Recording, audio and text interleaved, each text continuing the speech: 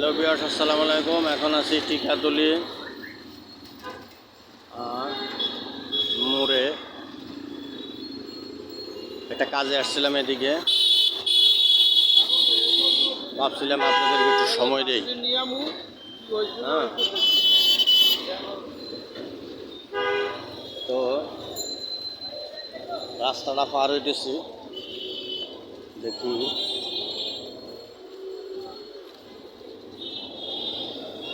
এখানে কি সুন্দর ফুলের একটা মাঠ, মানে এই যে ফুল গাছ।